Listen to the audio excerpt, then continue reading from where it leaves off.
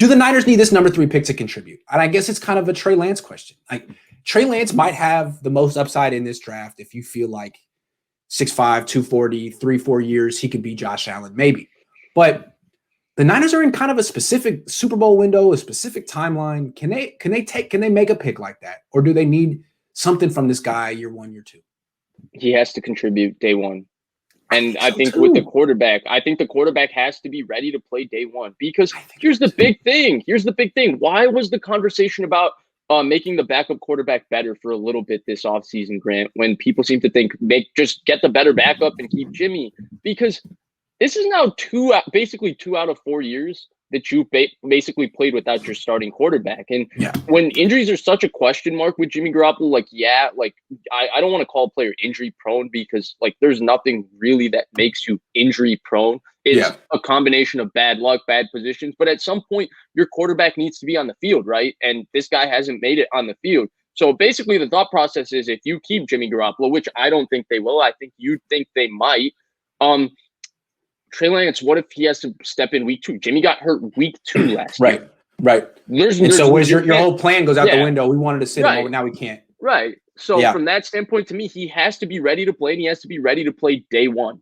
And I think part of the reason you make a move, I'm not a big fan of sitting the quarterback, especially at this point, because I think coaches, before, sitting a quarterback was so important because coaches weren't adjusting what they were doing for that quarterback.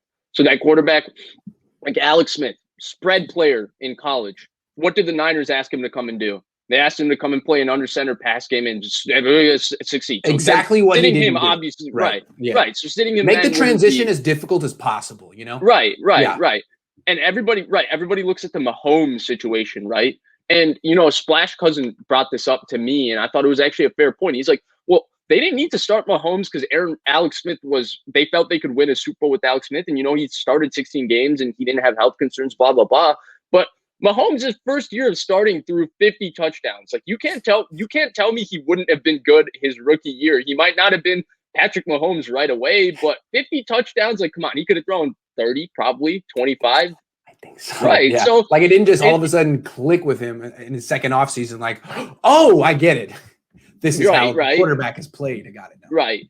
So I'm not a fan of the entire bridge quarterback situation anyway, and I don't think Jimmy Garoppolo can be Alex Smith just because of his health. And I think there's other people that have tried bridge quarterbacks. I brought it up before with you. Deshaun Watson, they tried the bridge quarterback with Tom Savage. How long did that last, Grant? Like a day, 7 hours. One half. Yeah, one half. We got hit 4 times, 5 times. Right. How long did it last with Sam Bradford? It didn't happen. Josh Rosen. 4 games. Oh, with Josh Rosen, a game, right? 4 games, yeah. Yeah. So, Joe Flacco, Drew Lock lasted, I don't know if Drew Lock would have when Drew Lock got hurt, if it would have lasted that long. Yeah. Derek Carr, if you remember, I don't remember who the Raiders had, but they tried to Matt Shaw? Derek Carr. It might have been. And then Derek Carr started immediately. Yes. It might have been. So this bridge quarterback thing doesn't really happen, and it doesn't really work. If you have the bridge quarterback guy, was supposed to be for Russell Wilson? Yeah, Matt Flynn. That's right.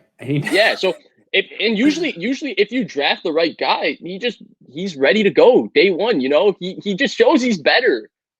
Joe Flacco lasted 8 games with Lamar Jackson, and they put in Lamar Jackson out of desperation. Boom, they went 5-2, or I want to say with Lamar Jackson as a starter, and he was the reason they made the playoffs because he started.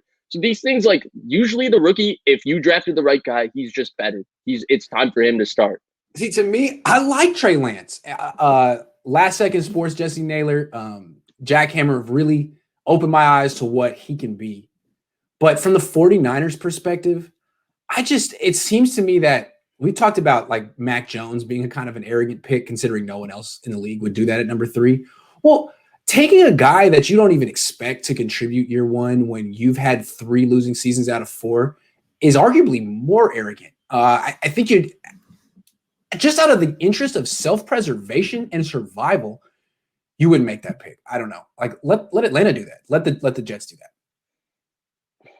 I think nothing against Trey. Nothing against Trey. Nothing against Trey. But part of the reason Mac Jones, I like Mac Jones more than the average person. But part of the reason Mac Jones scares me at 3, and I haven't been able to voice this enough because I feel like I'm defending Mac Jones often because everybody's so anti Mac Jones.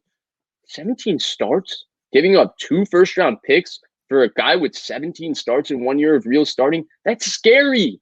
Very scary. That's, And if you think again, about it, it brings it me took back to the him. Chicago Bears.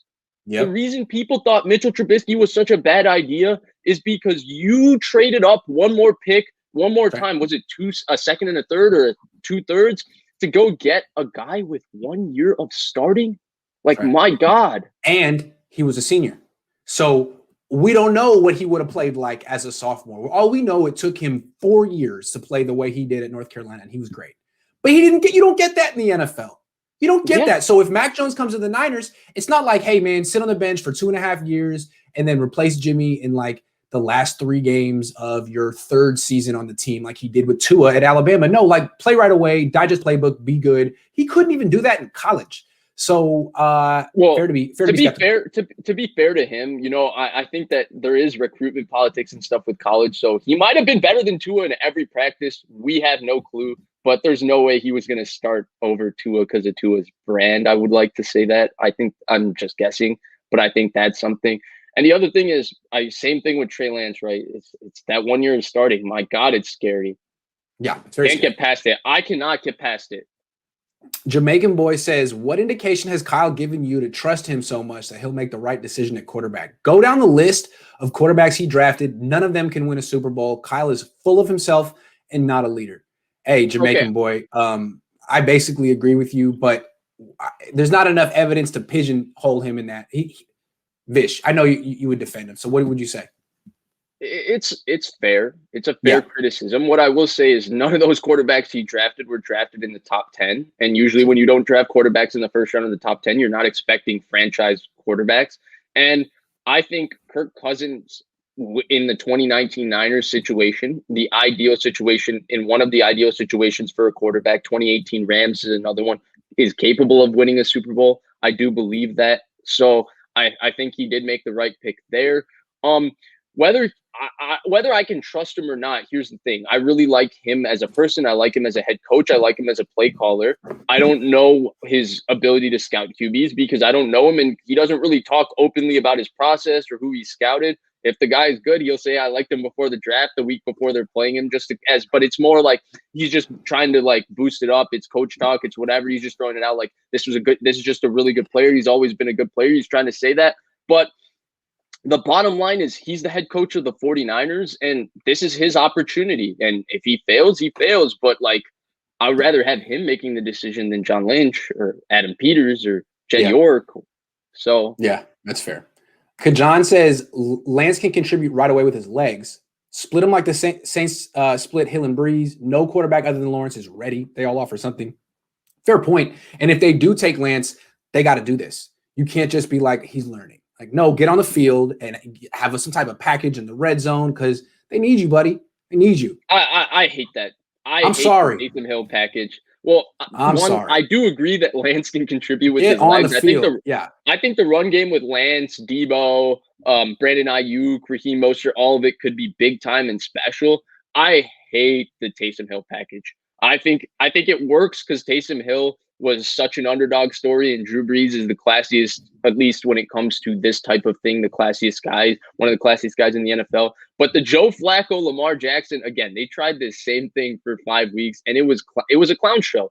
Joe Flacco would be standing out there in a pissy mood as the receiver, like rolling his eyes and pouting, and Lamar would come in and he would get one play, and then they would immediately yank him, and it's just funny. It's a clown show. That's not how you treat a quarterback you're drafting at pick 3. Taysom Hill is an undrafted player. It is fair, though, to have like a wildcat red zone package. I mean, Patriots do it. Then make that your offense. Yeah. Make that your offense.